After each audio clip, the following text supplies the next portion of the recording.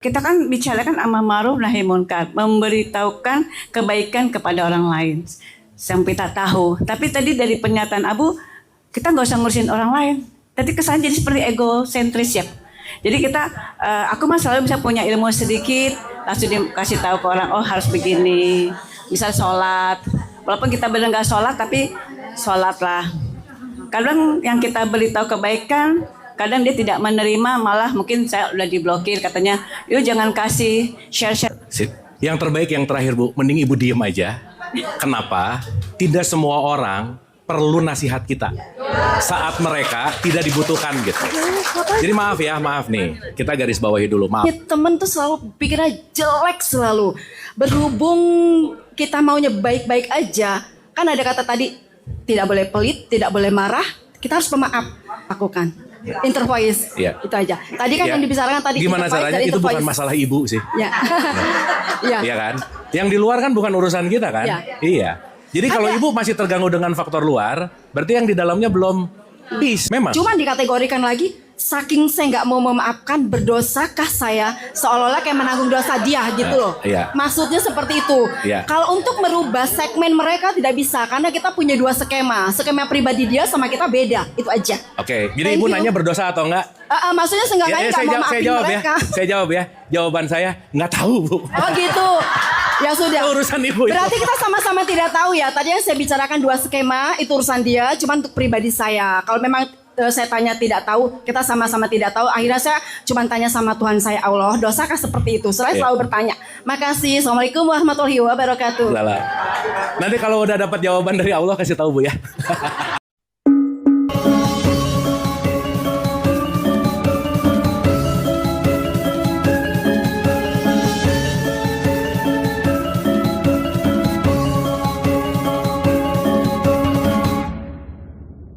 Kita wadahnya beda nggak? Jadi jangan disamain. Jadi please pulang dari sini nggak usah nanya ke temannya, ngerti nggak barusan? Udah nggak usah ya. Beruntung kalau aku nggak ngerti dia nggak ngerti sama gitu. Kalau dia, sama dong. Habis gitu bangga lagi ya, diposting. Kita pulang pengajian nggak ngerti. Dah ya, oke. Handphone milik, tapi aku bukan. Asik mantap. Jadi rumusnya bisa aku miliki tapi tidak bisa menjadi aku. Bisa aku miliki tapi tidak bisa menjadi aku. Paham? Oke? Saat si handphone ini saya udah jual, milik aku lagi nggak? Enggak. Tapi kemelekatannya ada di memori nggak? Nah, itu yang jadi problem nanti di situ. Karena pernah ada itulah yang membuat ibu bapak menderita memori masa lalu. Ya, jangan CLBK, boleh lah. Ibu kayak Gen Z aja bahasanya CLBK gitu.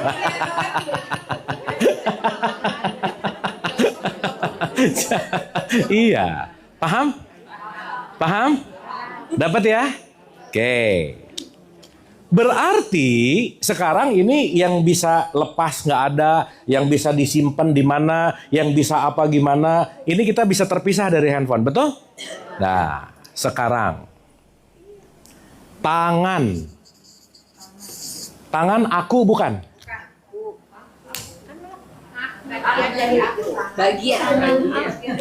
Ini kalau ditanya tangan siapa? Tanganku. Benar? Berarti pun yang namanya tangan juga ada ku-nya.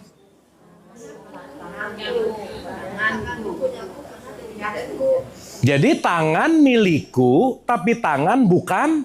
Nah, gitu.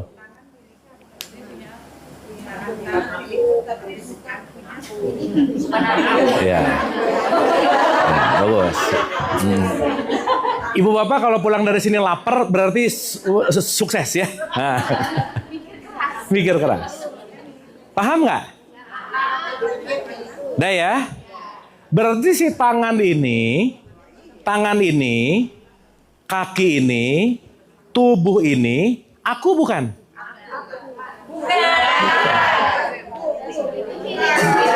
Tubuhku, jantungku. Tapi sesuatu yang aku milih, tapi bukan ente. Gitu. Ya tenang, ya mau main akunya siapa? Tenang Bu, tenang. Ya tenang. Ini kalau ngerti ini dulu nanti enak. Oke? Paham ya? Disitulah nanti kita ngerti bahwa dalam hidup nggak pernah ada hak milik. Nggak ada hak milik. Semuanya hanyalah sarana untuk belajar. Hak guna pakai. Berarti semua problem hidup yang jelas-jelas itu hak guna pakai, merasa dimiliki. Selesai. Paham? Enggak, insya Allah tuh gimana nih? Kebiasaan. Aduh, iya Bapak ya, merubah kebiasaan tuh PR ya. Apalagi usianya udah di atas 50. Udah, all the best ya. Oh, di sini mah muda-muda lah ya. Nah, ulang ya, ulang. Ibu pakai kerudung. Kerudungnya siapa? Tapi dirimu bukan? Berarti dilekatkan. Benar? Berarti segala sesuatu yang melekat, pasti belakangnya pakai ku. Tapi bukan ku. Oke? Nah, contoh. Kalau sudah melekat, berarti aku mengidentifikasi diriku dengan yang dilekatkan. Pusing nggak? Gini, contoh. Saat handphone ini masih ada di counter, udah ada kemelekatan belum? Karena belum ada transaksi. Deal? Paham? Sebelum ada kemelekatan, sebelum ada identifikasi, sebelum ada konektivitas, handphone ini mau ke timpa, mau ke apa, tidak berdampak sama ini. Benar? Tapi setelah akad menikah ya pokoknya setelah transaksi, akad jual beli, jadi handphoneku nggak? Begitu udah ada handphoneku dan ini kejatohin, buang. Yang handphonenya yang jatuh, ininya yang deg-degan, bener nggak? Nah. Paham?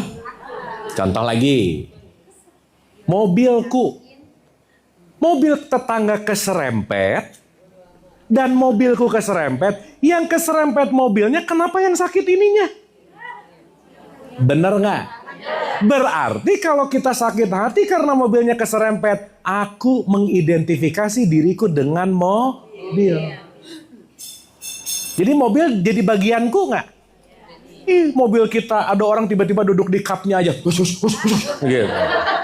Kayak kita yang lagi didudukin, bener nggak? Karena adanya gitu. Dapat? Bu, ini kita nggak akan ngerti satu pertemuan sih, nggak apa-apa ya. Yang penting merangsang dulu bahwa ada pemikiran gitu loh, gitu. Sip. Bisa memahami ya? Mantap. Paham? Tapi gitu, pahamnya teh paham.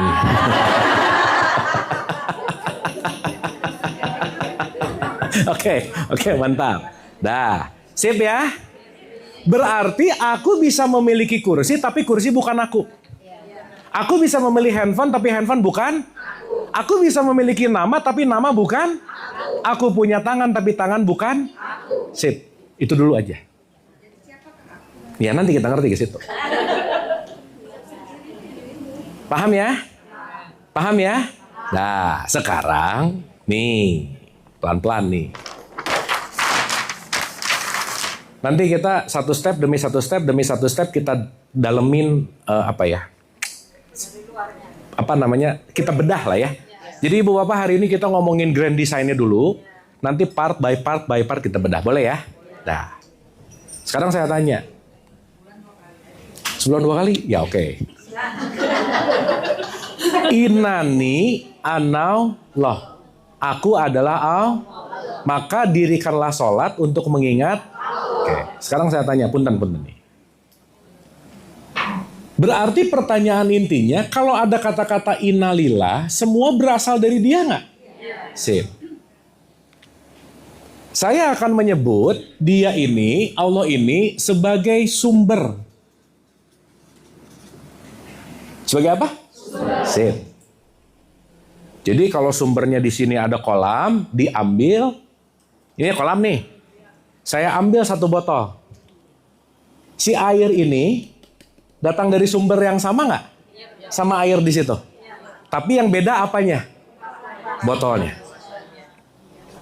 Paham? Berarti apapun konteks isinya, zatnya, sumbernya sama gitu. Sampai sini oke? Nah, pertanyaan. Segala bentuk yang namanya fitrah, segala bentuk disuruh kembali ke fitrah adalah sesuatu yang tidak pernah berubah. Tidak pernah apa? Sip. Sekarang saya tanya. Yang paling kelihatan begitu ngaca aja. Tubuh fisik. Berubah nggak? Hah? Berubah nggak? Berubah. Berarti kalau kita ngomongin tubuh fisik, ibu bapak tubuh fisiknya berubah nggak? Gimana berubah coba? Oh dulu langsing sekarang gendut ya, bagus. Nah jadi ibu yang langsing atau yang gendut? Nah, berarti mau langsing mau gendut akunya sama nggak? Gitu. Cuman beda di berat kali ya. Mungkin. Paham? Paham? Berarti begitu kita ngelihat wajah, oh ini wajah, oh ini adalah sesuatu yang fix, bukan fitrah, cross. Berarti yang bukan fitrah, bukan aku sejati. Paham? Sip? Clear? Pertanyaan, kita emang cuma punya tubuh fisik atau ada yang lainnya? Ada dong, namanya software. Kalau ini disebut jasad, ini disebut jiwa.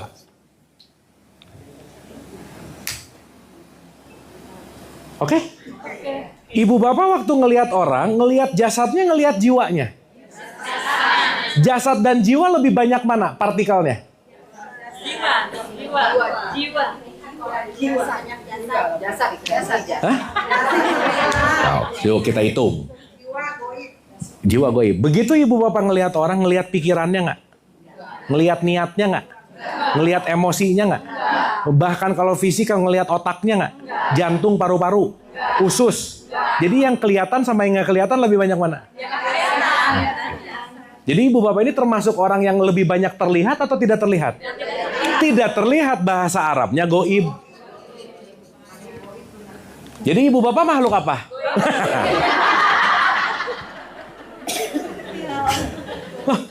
Ada orang duduk kalem, santai, nggak tahu loh di dalamnya pikirannya lagi berkecamuk. Bisa nggak? Sip. Nah maksud saya, kalau kita menilai orang hanya dalam bentuk kemasannya, kita baru tahu cuma 1%-nya. Rugi.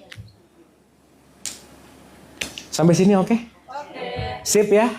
Sekarang saya tanya, kalau ilaihi rojiun berarti urusan jasad bukan?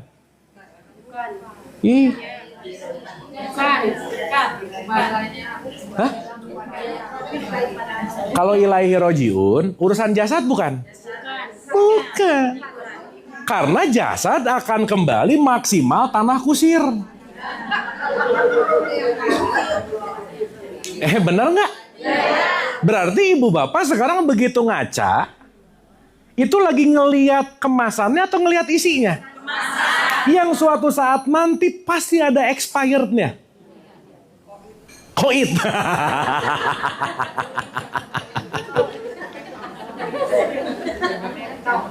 Paham? Oke? Berarti yang meninggal itu tubuh apa? Jasad. Jadi jangan takut. Kita ditakut-takutin nih nanti.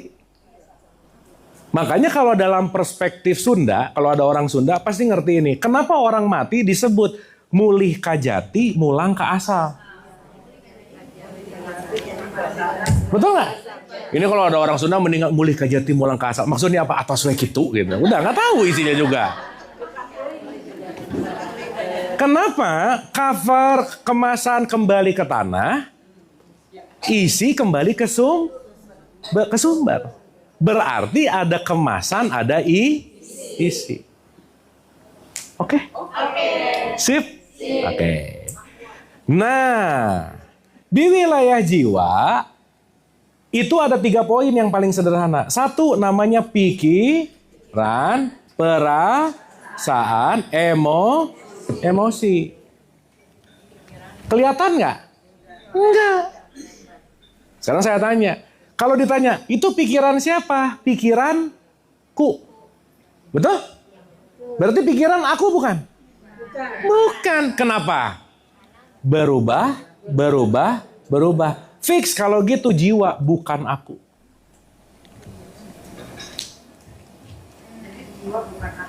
Bukan. Paham ya? Sip ya? Berarti kalau gitu, kalau ini bukan, kita sampai tahapan ini kita sebut aja, aku adalah bukan yang jasad, aku adalah bukan yang jiwa. Dah sampai situ dulu. Di sini nanti ada aku di sini.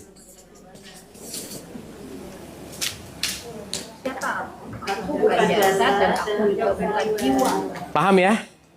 Oke, yang penting ngerti dulu grand design-nya gitu. Nah, karena materi yang kita akan dalami adalah di wilayah jiwa dulu, setidaknya ibu bapak kita ngerti bahwa ini semua terjadi tidak di mana-mana tapi di dalam diri kita. Nah, simpel aja. Si aku yang tadi kita bahas, kita sebut dulu pakai nama. Namanya ruh gitu.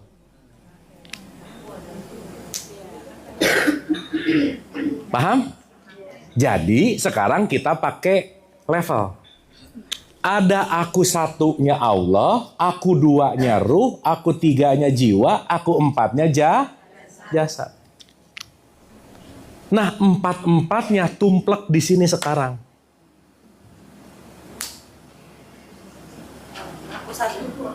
Aku satu sumber. Oke. Aku 2 percikan sumber, namanya ruh. Aku 3 aplikasi atau software, namanya Aku 4 wadahnya. Ada aku 5 sih, account Twitter atau account TikTok. Nah ini aku 5 nih. Aku 2 ruh. Aku 3 Aku 4 jasad. Jadi kalau mau digambarin pakai perspektif level jiwa, nanti kira-kira gini. Ibu bapak tahu nggak kalau orang umroh ada tawaf tahu? Kenapa 7 putarannya? Udah dari sana gitu aja biar cepat ya. Nah, nanti kita bahas. Nih, ini lingkaran paling luar. Nggak apa-apa, benar. Dalam. Nanti lingkaran yang paling luar disebut jasad, masuk ke jiwa, masuk ke ruh, nanti masuk. Nah, nanti intinya ada di sini. Ini sumber. Ini aku 1, aku 2, aku 3, aku 4. Makanya dalam perspektif tasawuf yang paling luar disebut soder. Dada. Fisikal. Masuk nanti ke fuad. Dari soder nanti ke kolb nanti ke fuad, terus sampai ke titik. Nanti di sini ada 7 lapis. Nah, nanti disuruh tawaf itu bukan muter-muter Ka'bah yang kotak, bukan sih sebenarnya. Tapi kenalilah yang 7 lapis ini gitu. Makanya dalam perspektif ini nanti kita akan dalami untuk naik ke level yang paling dalam. Mari kita lampaui dari mulai level ini cepat-cepat aja dulu ya. Karena ini kita ngomongin dari grand design. Dari amarah nanti naik ke lawamah, ke mulhamah, mutmainah, rodiyah, mardiyah, kamilah. Nah ini nanti naik level nih. 1, 2, 3, 4, 5, 6, 7. Kalau masih bolak-balik, berarti di kolbu. Bolak-balik, bolak-balik, bolak-balik. Stay lebih aman, nanti di mutmainah misalnya. Tapi kita kan pasti berbolak-balik terus kan. Pasti. Capaian itu gimana Kak? Latihan. Nggak bisa nggak? Kalau latihannya gimana Kak? Nanti kita bahas. Pertemuan ke selanjutnya. Makanya, untuk simpelnya, latihan hariannya 3 aja. Jangan pelit, kontrol amarah, memaafkan orang lain. Dah aja. Jangan pelit. Ibu bapak merasa dirinya pelit nggak? Iya, bagus. Ibu bapak merasa dirinya susah menahan amarah nggak? Merasa susah memaafkan nggak? Ya udah nggak usah ngomong-ngomong yang tinggi-tinggi dulu lah. Udah di sini aja dulu. Sini dulu lah, udah. Nah, udah latihan aja dulu. Oke? Jadi nanti kita ngerti waktu ibu bapak nggak pelit, menahan amarah, memaafkan, sesungguhnya kita lagi mau bersama dengan Allah gitu. Ini kita udah pernah bahas belum? Coba buka ya supaya enak bahasannya. Surat 3, 133 sampai 135. Nih rumusnya ini. Bismillahirrahmanirrahim. Dan bersegeralah. Dan apa? Dan bersegeralah. Ingat ya, kalimat di situ ada Berarti kalau yang namanya segera penting nggak? Penting. Berarti ini sesuatu warning yang ingat lo ya. Segera lo ya. Sip ya. Kenapa? Karena kalau ibu bapak nggak bersegera akan terjebak di level yang namanya kebiasaan lagi. Jadi begitu sadar ini kebiasaan, balik lagi. Ini kebiasaan, balik lagi. Makanya tiap sholat kita ngomong ihdina, tunjuki jalan yang. Berarti orang yang sholat udah lurus belum? Nah gitu bagus. Makanya sholat. Supaya ingat belok-beloknya gitu. Kenapa? Tapi kalau udah ketahuan kita lurus itu dari mana? Nanti kita ngerti. Kalau udah ketahuan lurus, intinya satu, hidupnya lebih salam kanan dan salam kiri. Salam itu artinya damai. Gak banyak konflik. Surga yang luasnya seluas langit dan bumi. Ibu udah bahas surga belum di sini? Belum? Surga itu tempat atau kondisi? Kondisi. Sip. Paham ya? Surga bukan di mana tetapi sikap hati. Nanti kita ngerti itu. Nanti kapan-kapan kita bahas lebih detail. Berarti surga itu ada di dunia dong. Oh, emang ada di mana selain ada di sini? Iya kan? Sok lanjut, seluas langit dan bumi. Berarti lagi ngomongin langit dan bumi nggak? Iya. Berarti konteks yang namanya Gitu ya. Ngerti. Gini. Gini ya, dikit ya. Gini. Segala bentuk apapun yang kita rasakan, semua konteksnya ada di dalam jiwa. Paham? Berarti kalau gitu, happy enggak, seneng enggak, apa dan lain-lain, adanya di jasad atau di jiwa? Di jiwa. Ibu bapak pernah dicabut nggak jiwanya sama Allah? Belum. Pernah. Lagi bobo. Kan bobo jiwanya nggak aktif. Belok dulu bu, loncat dulu bu. 39 ayat 42 coba. 39 ayat 42. Nah, nanti balik lagi ke situ. Allah memegang nyawa ya. Allah memegang nyawa seseorang pada saat kematiannya dan nyawa seseorang yang belum mati ketika dia tidur. Nah, berarti lagi tidur, lagi off nggak? Ya. Maka ibu bapak kalau lagi tidur, jiwa kita off nggak? Contoh, pernah sakit gigi? Waktu tidur, kerasa nggak? Masa tuh bu? Kan lu lagi tidur ini kerasa sakit gigi kan? Enggak. Tapi susah tidur, benar. Tapi kalau udah belas tidur, kerasa nggak? Betul? Pernah sedih? Ketiduran, sedihnya kerasa nggak? Berarti sedih A, B, C, rasa A, B, C terletak pada jiwa. Sip. Berarti nanti kita akan ngerti posisi surga tidak terletak dalam konteks fisikal, tapi terletak pada jiwa. Dia tidur. Makanya ibu bapak maaf ya, simpel aja. Kalau ibu bapak lagi happy, jiwanya di surga. Kalau sedih neraka ya. Kalau ibu bapak lagi sedih, jiwanya di. Berarti kalau lagi sedih, lagi marah, lagi benci, lagi iri, lagi ada di mana? Ada. Jadi tadi dibilang, dan bersegeralah kamu kepada ampunan dari Tuhanmu dan kepada surga yang luasnya seluas langit dan bumi yang disediakan untuk orang yang takwa. Sekarang saya tanya, ketakwaan adanya di jasad atau ada di jiwa? Karena jasad itu adalah kendaraannya. Paham? Jadi ibu bapak kalau lagi happy, Jiwanya lagi ada di state level namanya surga. Maka nanti dalam Quran surga itu perumpamaan. Seperti air mengalir, tumbuhannya tumbuh, tamannya oke. Itu perumpamaan aja. Bapak maaf ya, di Quran tuh nggak ada surga sih sebenarnya. Yang ada jannah. Kebun. Jadi jannah itu artinya apa? Kebun. Nanti dia analogikan kebun yang terawat gitu. Oke? Jadi ibu bapak kalau pulang dari undangan, til jannah, ini pengantin mau kemana? Ke kebun. Ya, udah jangan aneh-aneh ya. Jangan mikir til jannah nanti. Bukan, nggak gitu. Urusannya sama jiwa. Jadi maaf nih, kalau ibu bapak lagi bete, lagi marah, lagi kesel, lagi di surga, lagi di neraka. Jadi ada orang lagi kesel, lagi marah, ya Allah, janganlah engkau masukkan aku ke neraka. Ya dari tadi udah di neraka loh, lagi marah-marah. Paham ya? Jadi kira-kira ibu bapak lebih sering di surga, di neraka hari-hari? Ya, sip. Jadi surga diciptakan nggak? Makanya nanti Nabi Muhammad bilang, baiti jannati. Ya, jadi jangan nunggu surga, jangan ciptakan surga. Ya, lanjut Bu. Dan bersegeralah kamu mencari ampunan dari Tuhanmu dan mendapatkan surga yang luasnya seluas langit dan bumi yang disediakan bagi orang-orang yang bertakwa. Orang-orang yang apa? Bertakwa. Nggak ada lah ya, surga yang disediakan untuk orang yang rajin tahajud, nggak ada. Bener nggak? Surga disediakan untuk orang yang rajin umroh, nggak ada.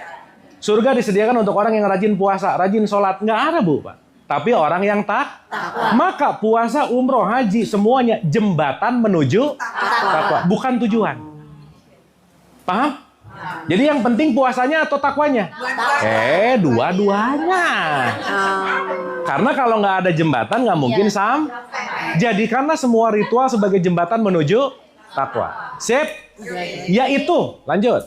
Ayat 134-nya. Yaitu orang yang berinfak baik di waktu lapang maupun sempit. Satu, berinfak baik lapang maupun Sempit. Udah, orang pelit nggak main. Sorry. Jadi orang pelit nggak bertakwa ya kan? Iya sih, tapi nggak usah menilai. Ya, paham ya? Lanjut. Dan orang-orang yang menahan amarahnya dan memaafkan kesalahan orang lain. Dah.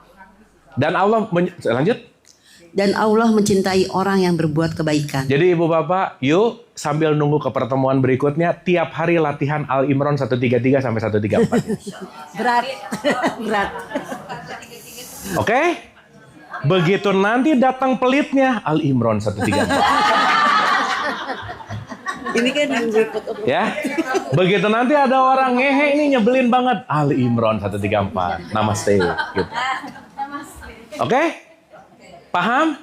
Nah, nanti pelan-pelan dengan dipancing oleh perbuatan, ibu bapak bukan hanya membunyikan Quran, tapi mengalami Quran. Nah, pengalaman Quran nanti akan masuk levelnya dari 4 ke 3, 3 ke 2, 2, nanti ke 1. Wah, ini 50 pertemuan nggak akan beres sih. Tapi setidaknya kita step by step, dan nggak ada yang udah nyampe tuh nggak ada. Semuanya lagi Jadi kalau sekarang ada yang bilang, aku udah sadar, pret lah, udah. Aku udah nyampe, pret lah. Kenapa? Karena ini ongoing proses tanpa batas gitu. Sip ya? Makanya Bu, kita mah nggak harus ada guru murid, kita mah sahabat. Ngikutin Nabi Muhammad aja. Nabi Muhammad tuh nggak pernah ngomong, aku guru, kamu murid, nggak ada loh. Kenapa? Karena beliau ingin terus mau belajar. Setuju? Tubuh mau tubuh. Oke? Sip ya? Sip. Kesimpulan. Kesimpulan ya. Satu, kesimpulannya. Kita datang dari asal dan mau kembali ke asal. Berarti kita ini pernah mengalami asal ini, cuman kita lagi lupa. Alias mabuk. Artinya apa? Segala bentuk pembelajaran dalam hidup itu cuma satu, mengingat kembali. Makanya sebagai peringatan. Jadi ibu bapak, yuk kita mulai belajar bahwa setiap jam adalah jam pelajaran, setiap tempat adalah tempat belajar, Dan siapapun yang mau datang ke kita adalah mau mengajarkan hanya untuk mengingatkan kita ke tempat asal kita. Jadi kata kuncinya, jangan pernah lelah untuk belajar, untuk mengenal diri. Saat kita lebih fokus belajar ke diri, kita akan nggak terlalu sibuk ngurusin orang lain, keyakinan orang lain, semua orang lain. Karena kenapa? Diriku aja belum aku kenal. Dan saat kita fokus ke dalam, kita lagi fokus kepada Allah. Oke? Jangan pelit, kontrol amarah, memaafkan orang. Yang hari ini belum dimaafin, sok maafin. Mumpung masih ada waktu. Karena kalau udah nggak ada waktunya, mau dimaafin nggak bisa. Mumpung masih ada waktu, apapun yang masih mengganjal, lepasin. Karena kenapa? Sesuatu yang berat yang belum dimaafkan akan sangat sulit untuk menembus ke dinding diri yang lebih dalam. Oke? Sip? Jadi pulang dari sini kita mengurangi tingkat julid, gosip, ya, buruk sangka, dan semuanya konteksnya kembali ke diri. Hatur nuhun, saya kembalikan dulu ke Ibu Neneng. Nuhun. Ibu punten mic-nya. Oh iya. Ini Kang Abu itu apa live ya? Ya, saya sih diundang, makanya dia langsung lihat. Oh iya. Ya, ibu-ibu yang dirahmati Allah, puas belum? Belum ya? Iya, tapi masih mau belajar, ya Pak. Masih mau belajar dan masih iri. Ada yang mau bertanya? Ada yang kurang puas? Barangkali silakan yang mau bertanya. Udah pintar semua, Kang. Ya. Cek. Oke. Ibu Bapak, kalau ada bertanya boleh, tapi kalau nggak ada yang bertanya, saya mau balik justru. Saya minta evaluasi Ibu Bapak dapat apa di pembelajaran siang hari ini. Oh iya, silakan. Ya. Ini punten. Maaf ya, punten. Assalamualaikum Kang Abu. Salam. Saya Bu Reno, saya suka ngikutin kajian Kang Abu. Ya, Penuh Ini Indah. saya mau nanya Kang Abu ya di diri saya. Kan saya semenjak ngikutin kajian Kang Abu bukannya sesombong. Saya udah mengosongkan yang Kang Abu bilang gelas. Terus saya suka ikut kajian-kajian lain. Kok saya kayaknya gimana gitu Kang Abu ya, kayaknya gimana ya, kayak kurang serak lagi gitu Kang Abu, apa gimana saya Itu tuh namanya sombong sih Bu. enggak Bercanda Bu, bercanda. enggak sombong Kang Abu. Udah saya kan kata Kang Abu suruh 0 ketuangkan gelas, udah saya kan coba deh ini kan kita dari 0 semua terima. Tapi saya pas sudah ngikut kajian Kang Abu, lo kok kayak Kang Abu terus Kang Dame kan udah gitu saya ituin, lo kok saya pas ngikutin kajian lain kayaknya ibarat makanan hambar gitu Kang Ya. Abu. Dan Kan gitu gini aja, Bu, Kang Abu. satu. Kita semua akan diselaraskan dengan frekuensi. Oh gitu ya Kang Abu. Iya. Dan nggak usah dipaksain. Iya. Nggak usah dipaksain. Dan juga nggak usah menilai. Enggak, saya nggak menilai, Iya, tapi iya. saya ngomong sama Kang Abu Tapi begini. paham ya maksud Paham, saya ya. Artinya gini, kita akan selalu mendapatkan pelajaran dari siapapun yang kita ketemu. Gitu. Iya. Gitu. Jadi saat ini oke, tapi balik lagi. Saat frekuensinya nggak matching, nggak tuning, ya nggak usah juga memaksakan, nggak usah. Nggak usah ya Kang Iya, Abu, ya. karena nggak semuanya ada di frekuensi yang selaras tuh belum tentu. Oh. Gitu inti. Oke deh ya. Sip ya. Oh, sip Kang Abu. Thank you, keren banget. Makasih Kang Boleh Abu. tepuk tangan, asik. Mangga yang di belakang. Yang lain ada? Ayo Ibu, tolong di ini Bu. Mangga. Iya, pakai mic Bu biar kedengeran. Assalamualaikum warahmatullahi wabarakatuh. Salam warahmatullahi. Saya tadi terlambat setengah jam, cuman ada beberapa yang mungkin sama seperti yang Abu bicarakan dengan apa yang kita ini agak sedikit berbeda ya. Artinya gini, pada saat Abu bilang kita fokus ke diri kita, terus melihat yang lain jangan dikoreksi tapi fokus kita. Saya sih merasa nggak setuju ya Pak ya, Pak Abu ya, karena kita kan bicarakan amar ma'ruf nahi munkar, memberitahukan kebaikan kepada orang lain sampai tak tahu. Tapi tadi dari pernyataan Abu, kita nggak usah ngurusin orang lain. Tadi kesan jadi seperti egosentris ya. Jadi kita, aku mah selalu bisa punya ilmu sedikit, langsung dikasih tahu ke orang, oh harus begini. Misal sholat, walaupun kita benar nggak sholat, tapi sholat lah. Kadang yang kita beritahu kebaikan, kadang dia tidak menerima, malah mungkin saya udah diblokir katanya, yuk jangan kasih share-share yang kayak gitu deh. Mungkin dia lebih pintar. Tapi ya itu gimana ya? Ya. Kalau saya sih suka memberikan yang saya tahu sedikit, saya kata orang gitu. Ya, sekarang saya tanya Bu, apakah orang yang kita kasih tahu butuh apa yang kita perlu kasih tahu? Belum tentu. Ya itu sih memang belum tentu, seperti hanya saya pernah ngasih tahu orang ya, tapi jawaban itu sangat ya saya sih contohnya nih, kalau kamu melihatkan aurat kamu kepada orang yang bukan, maka ada 4 orang yang nanti bertanggung jawab, katanya ayahmu, adik laki-lakimu, suamimu, gitu kan. Karena teman saya tidak berhijab, tapi dia tahu agama banget. Dia sholat rajin, puasa rajin, ngaji rajin, semua tapi tidak berhijab. Makanya saya kasih tahu seperti itu supaya dia bangkit. Tapi dia malah memberikan video yang menyatakan bahwa hijab itu bukan sebuah ukuran. Hijab itu urusan kita kepada Tuhan. Video kasih ke aku. Banyak orang yang berhijab tapi melakukan perbuatan yang tidak baik, kadang bergibah, kadang bermaksiat dengan nyata. Saya juga nggak menyalahkan video itu ya, cuman hanya saya diam, saya tidak menjawab apa yang dia kirim ke aku. Maksudnya tidak, karena janganlah kamu mempertentangkan sesuatu yang kamu tidak punya ilmu. Jadi saya takut salah juga, jadi saya diam aja. Terima kasih. Wassalamualaikum warahmatullahi wabarakatuh. Sip. Yang terbaik yang terakhir Bu, mending Ibu diem aja. Kenapa? Tidak semua orang perlu nasihat kita saat mereka tidak dibutuhkan gitu. Jadi maaf ya, maaf nih. Kita garis bawahi dulu, maaf. Pernah dengar nggak kalimat gini? Baligu ani walau ayah. Pernah dengar nggak? Sampaikanlah walau satu ayah. Oke.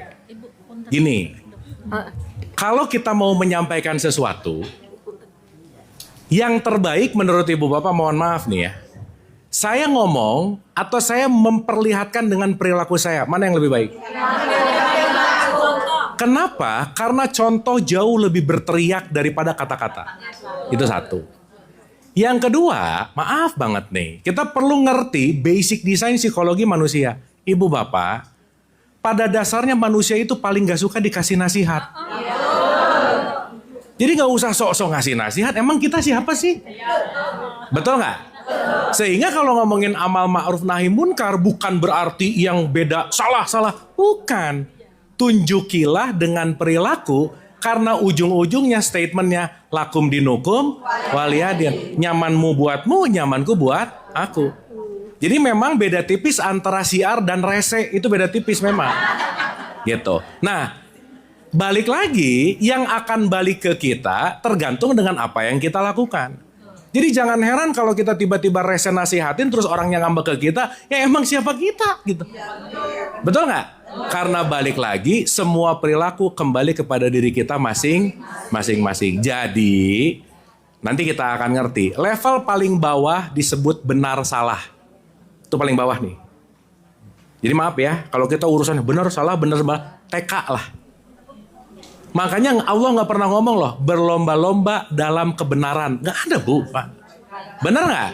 Tapi yang ada berlomba-lomba dalam sip. Maka naik satu level bukan urusan benar salah, tapi Nah, level yang tertinggi namanya bijaksana. Nah, yuk dari level yang paling bawah. Nggak apa-apa Bu, kalau Ibu masih di level benar salah, it's okay. Tapi Ibu terima konsekuensinya. Susah tenang hidupnya pasti. Kenapa? Karena keresehan untuk mengkritik orang, merubah orang, itu mengganggu biasanya.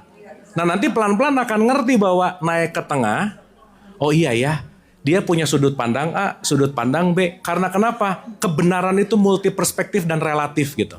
Sehingga kalau kita naik ke tengah, udah deh, kita ngomongin kebaikan aja deh, selesai. Tapi puncaknya disebut ma'ruf. Ma'ruf itu baik dan benar. Puncaknya adalah bijaksana. Jadi kalau boleh kita pakai rumus, kalau orang nggak nanya, nggak usah dikasih tahu karena belum perlu. Karena kenapa? Orang yang akan berubah kalau dianya udah terbuka gitu. Ibu bapak kalau ngomongin sama orang yang belum terbuka, mau diomongin A sampai Z, dianya nggak perlu kok. Capek sendiri. Nah maka kita bicara konteks yang namanya bijaksana. Gitu Bu ya, kira-kira ya. Sip. Ada lagi? Oh ya Ibu. Assalamualaikum Kang Abu. Saya mau bukan bertanya tapi saya mau minta kiat, yaitu kan kita harus mengamalkan jangan pelit, kontrol amarah dan maafkan. Nah saya mau minta kiatnya kepada Kang Abu itu bagaimana caranya untuk maksudnya mudah memaafkan dan bisa mudah untuk mengontrol amarah. Itu aja, terima kasih. Oke, mudah memaafkan dan mengontrol amarah ya. Satu lagi biar sekalian. Maaf. Dua lagi nggak bisa ya, dua lagi. Assalamualaikum warahmatullahi wabarakatuh. Salam warahmatullahi. Kang Abu, mohon tanya. Ini tadi yang ditanya itu sebetulnya dari inner semua ya, inner voice, yang belum inner body. Yang saya pertanyakan itu inner voice, kita menenangkan diri dalam hati, apa kata pembicaraan orang. Inner voice, kita punya temen tuh selalu pikirannya jelek selalu. Berhubung kita maunya baik-baik aja, kan ada kata tadi tidak boleh pelit, tidak boleh marah, kita harus pemaaf. Dari hati itu tuh karena dari pikiran dia termasuk inner voice, pikirannya jelek selalu, membicarakan orang-orang kan termasuk inner voice jelek. Itu sebetulnya saya sampai sekarang gak mau memaafkan. Jadi termasuk saya merasa kayak aduh, cuman kalau dimaafkan mereka tidak berubah. Itu gimana yang harus saya lakukan? Inner voice, Iya. itu aja. Tadi kan Ya. yang dibicarakan tadi Gimana inner voice caranya dan itu inner bukan voice. masalah ibu sih. Ya. Iya. Iya kan? Yang di luar kan bukan urusan kita kan? Iya. Iya. Jadi kalau ibu masih terganggu dengan faktor luar, berarti yang di dalamnya belum peace dong. Gitu intinya. Kan ingat nih, sekalian ya. Ibu bapak mohon maaf ya. Kita mungkin ngerubah orang lain nggak? Nggak bisa. So kalau ibu bapak pengen ngerubah orang lain, ibu bapak lagi nyari sesuatu yang nggak ada. Bener nggak? Ya. Makanya dalam nanti kita akan bahas nih. Dalam hidup ini nanti ada yang namanya hukum semesta. Hukum sunatullah. Nama hukumnya adalah tarik-menarik, tabur tuai. Saat aku memperbaiki di dalam diriku, yang di luar ikut selesai gitu.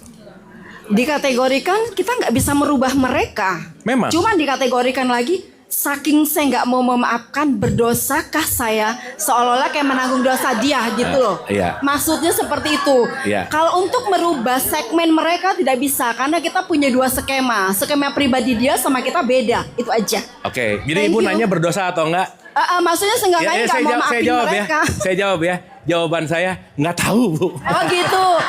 Ya sudah. Urusan ibu itu. Berarti kita sama-sama tidak tahu ya. Tadi yang saya bicarakan dua skema itu urusan dia. Cuma untuk pribadi saya. Kalau memang saya tanya tidak tahu, kita sama-sama tidak tahu. Akhirnya saya cuma tanya sama Tuhan saya, Allah, dosakah seperti itu? Saya selalu bertanya. Makasih. Assalamualaikum warahmatullahi wabarakatuh. Lala. Nanti kalau udah dapat jawaban dari Allah kasih tahu bu ya. Konten yang satu yang di ujung. Oh iya boleh. Berminat sekali nanya. Oh iya. Nanti sekalian ya. Sekalian. Soalnya ini ngomongin teknis. Siapa? Oh iya. Yang mana dulu nih? Iya. Kang, sana Kang Sandi. Mana? Duluan. Siapa duluan?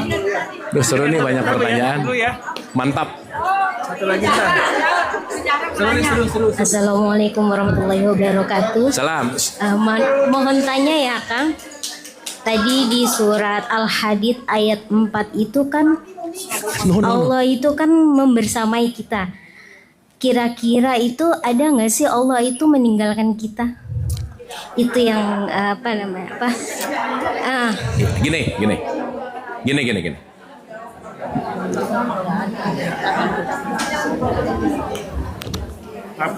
Sini Bu.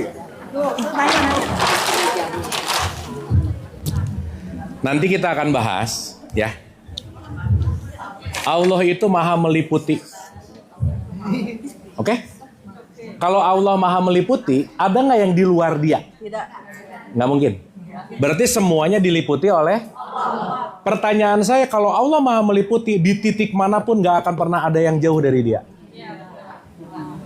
Ya. Teteh tadi siapa namanya Mbak? Sorry. Teteh Umi Zahra. Zahra. Mbak Zahra lagi ada di ruangan ini nggak sekarang? Duduk di situ di dalam ruangan nggak? Duduk di sini? Duduk di sini? Duduk di sini? Dimanapun teman-teman ibu bapak ada di ruangan ini nggak pernah jauh dari ruangan. Jelas? Yang ada aku tidak sadar terhadap ruangannya. Paham? Jadi kalau ada pertanyaan, bisa nggak Allah meninggalkan kita? Kalau pakai perspektif ini, nggak mungkin. Yang ada, aku tidak sadar keberadaan Allah. Gitu. Oke? Nah, Si kesadaran ini menjawab pertanyaan tadi. Bu, saya selalu ulang-ulang. Gimana sih supaya kita pandai menahan amarah? Gimana sih supaya pandai memaafkan? Rumusnya 15L, udah nggak ada lagi. L yang pertama, latihan. L yang kedua, latihan. L yang ketiga, latihannya gimana? Pulang dari sini ibu bapak, sebelum mau ngelakuin apa-apa, tolong diam dulu sebentar. Pencet dulu tombol pause-nya. Contoh. Gini. Ibu bapak lebih sering mana nih? Ngomong dulu baru mikir atau mikir dulu baru ngomong? Saya basa-basi aja udah tahu kok ya. Ya. Nah sekarang mau ngapa-ngapain, coba begitu ada situasi, cetek, diam dulu. Mau bereaksi, mau ngomong, mau posting, mau nge-WhatsApp, mau pencet enter, baca sekali lagi. Baru. Nah, dengan pause ini kita memisahkan sekat antara kebiasaan dan kesadaran. Kata kuncinya di pause. Gitu, Bu. Nah, bahasa pause dalam tradisi Islam namanya khusyuk. Makanya kita disuruh latihan apa di sholat? Pause dulu. Hening. Fokus.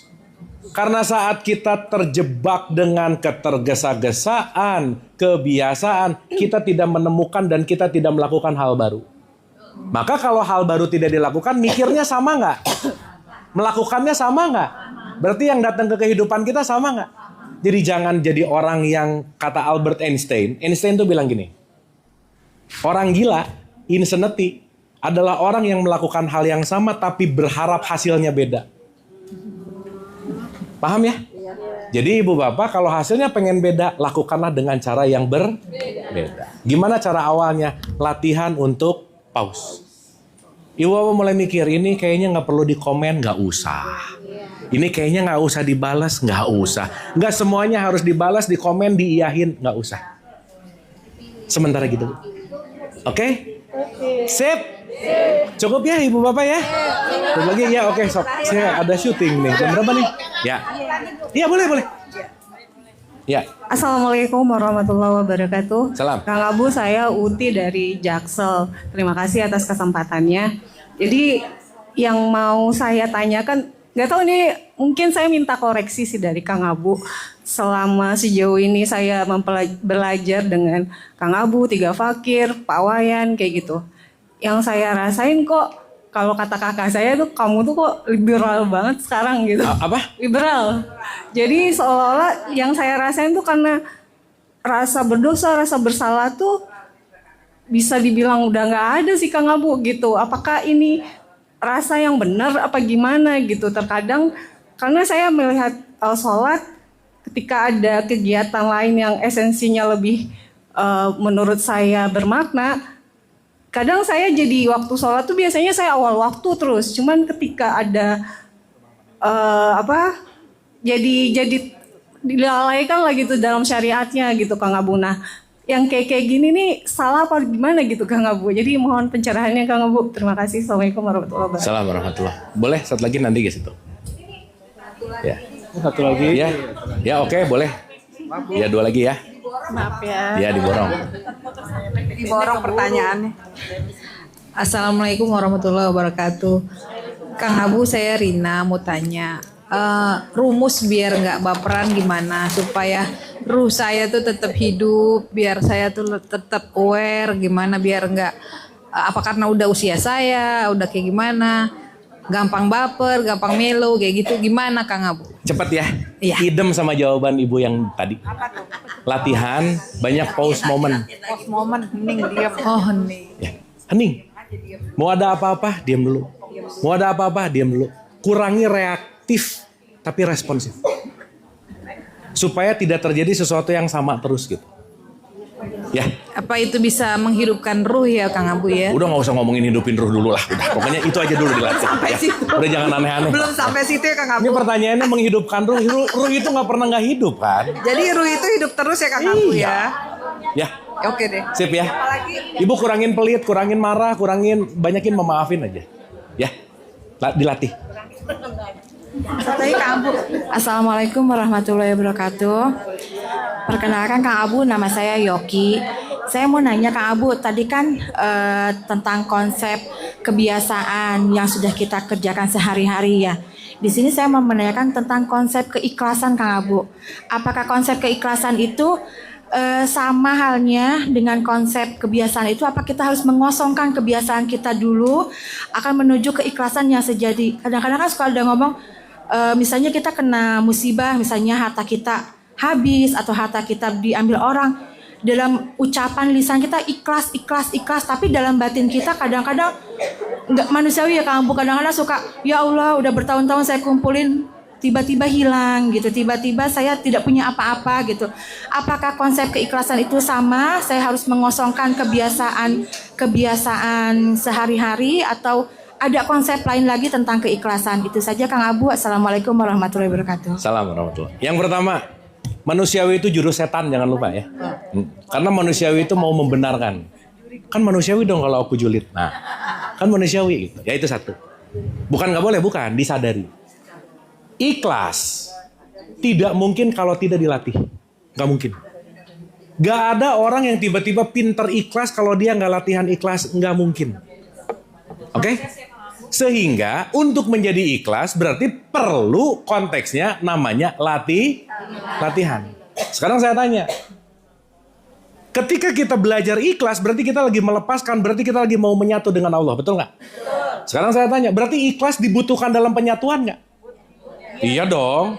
Berarti ikhlas adalah proses sepanjang hidup untuk melepaskan.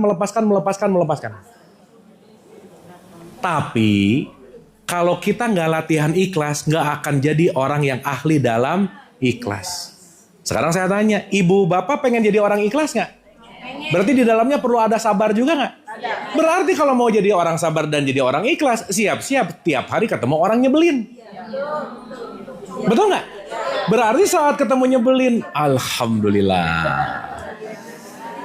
Ini orang yang akan mengajarkan aku jadi orang. Karena tanpa dia aku nggak mungkin. Berarti dia datang baik atau buruk? Enggak, netral. Karena dia mau mengajarkan. Jadi kalau tadi berbicara, ikhlas datang dari pengertian dan latihan sehingga nanti terbiasa dalam skill ikhlasnya lebih baik gitu. Gitu ya. Sekali lagi, nggak bisa ngomongin ini. Aku tuh emang keturunan orang pelit, jadi pelit, nggak bisa. Karena tiap hari latihan pelit jadi orang pelit. Tiap hari latihan marah jadi tukang marah. Tapi kalau tiap hari, jadi gini, ada orang latihan tiap hari pelit, tiap hari latihan julid, terus ngomong, aku kenapa hidupnya nggak bahagia? Ya nggak pernah latihan bahagia. Benar nggak? Berarti apa yang kita latih ulang-ulang akan menjadi kita. Sip ya? Oke, terakhir nih. Ini kalau kita ngobrol empat mata, saya bisa lebih jujur sih, tapi ya ini basa-basi dikit dulu aja ya. Oke.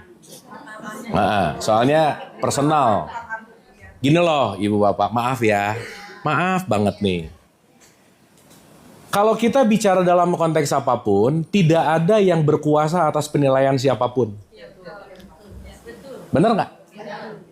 Kenapa kita bisa menilai, kenapa kita bisa ngejudge, penilaian itu bukan milik kita.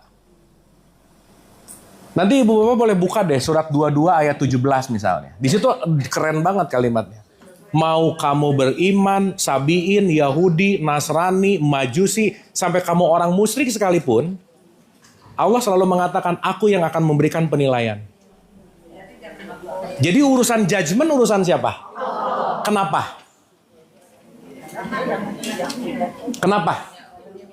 Nih, ya, satu. Coba pakai jurus ini kalau udah mau mulai rese atau menilai orang lain pakai rumus ini. Ya, contoh. Ibu bapak tahu sepak bola nggak? Tahu ya? Sepak bola itu 90 menit. Oke? Half time di sini 45 menit. Saya mau nanya. Di menit ketiga kebobolan 2-0. Udah kalah belum? Kenapa? Di menit ke 50 Kebobolan lagi sampai 4-0. Udah kalah belum? Karena pada akhirnya bisa 4-5 dan yang kita anggap kalah itu menang. Nah, emang ada yang tahu besok gimana?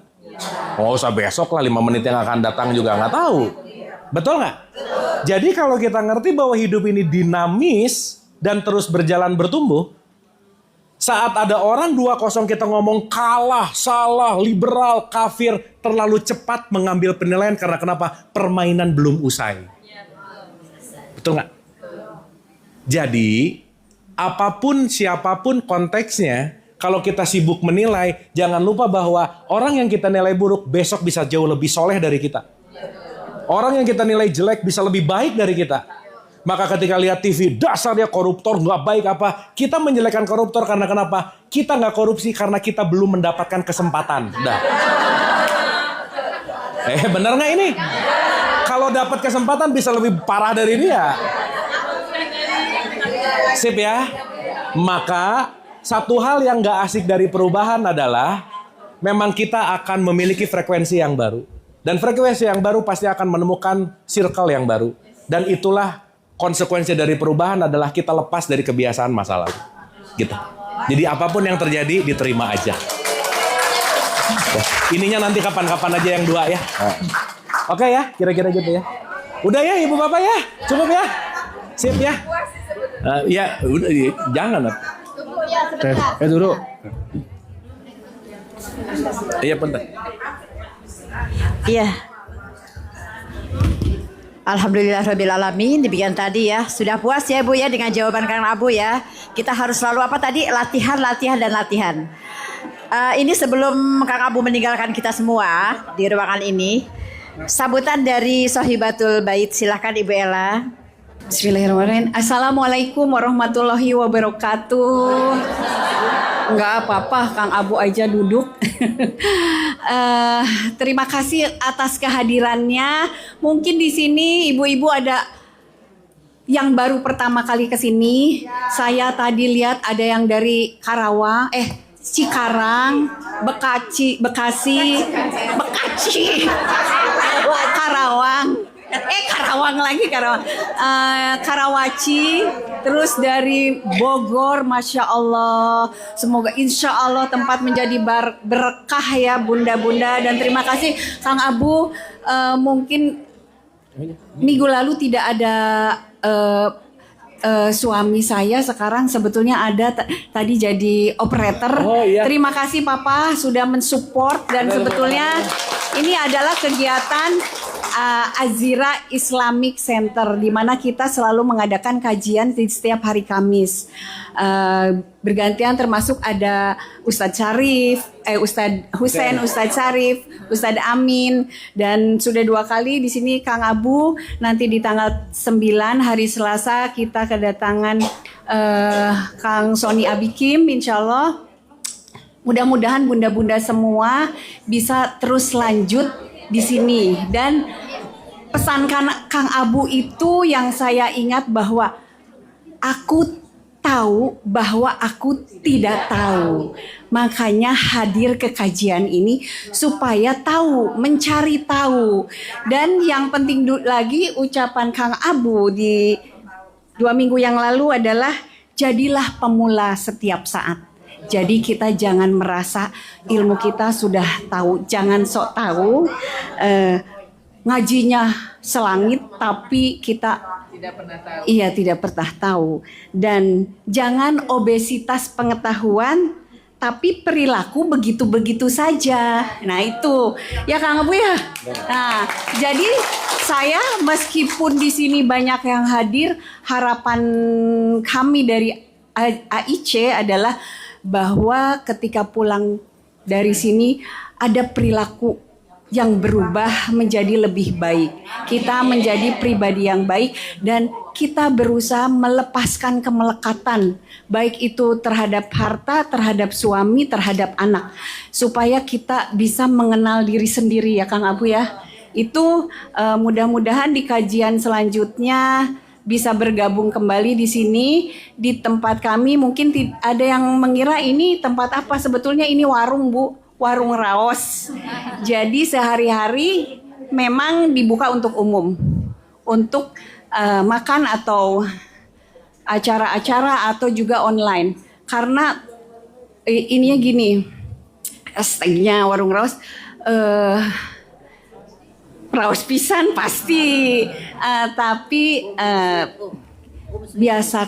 bukan biasakan lah ya. Kita ini kan ibu-ibu itu udah rata-rata males kan kalau masak ke pasar, ya sudah serahkan saja ke ahlinya warung raos gitu. Itu saja ya Bu Neneng, terima kasih. Pak Husen, terima kasih. Pak Syarif, terima kasih. Pak Rayadi yang selalu hadir di kajian di sini karena ada meditasi alfa. Jadi mungkin tadi ada yang bertanya bagaimana ya caranya gitu. Kita yang selalu galau itu di sini ada kelas meditasi alfa bersama Kang Dani Adam. Tanggal 31 ya. Hari Minggu. Di sini selalu hari Minggu, berarti tanggal 31 Agustus. Jam 9 sampai jam 12. Bagaimana kita merilis luka batin, merilis kesedihan, merilis ya pokoknya kegalauan-galauan itu, insya Allah banyak testimoni yang sudah berhasil karena kita berusaha akhirnya ya menjadi diri sendiri. Hening, kata Kang Abu tadi, hening. Itu saja barangkali saya sangat bersyukur kalau tanpa campur tangan Allah ini tidak mungkin menjadi, tadi sudah dihitung, karena kalau di list kehadiran itu hanya 60 orang, tetapi ternyata sampai 100 orang Kang Abu.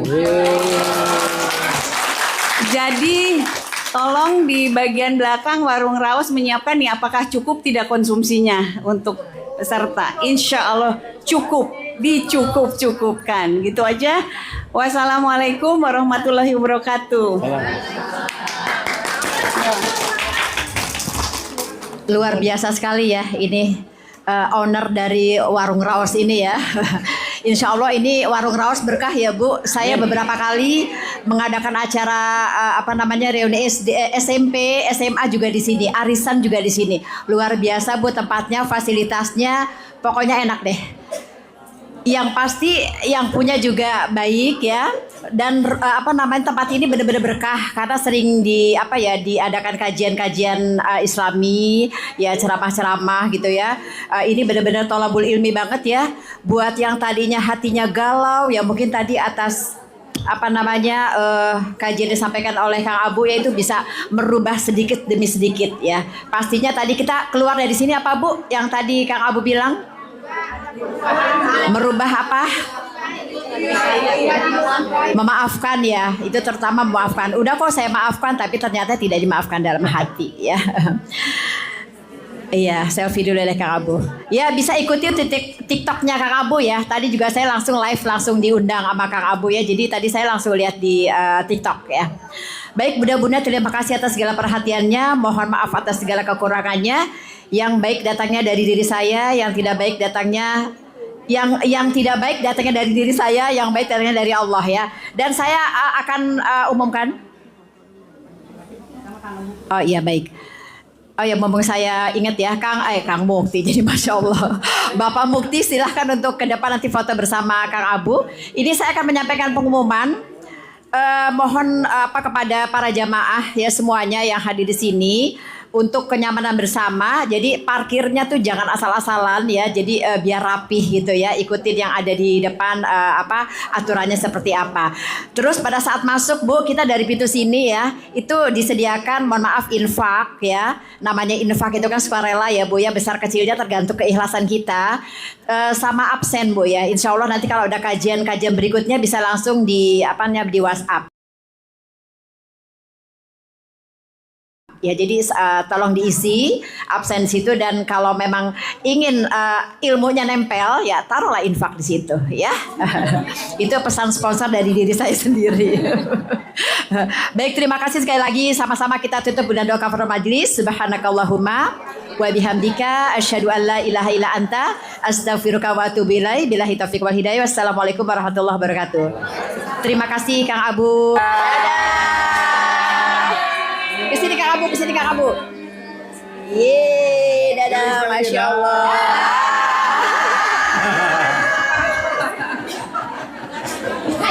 Dadah.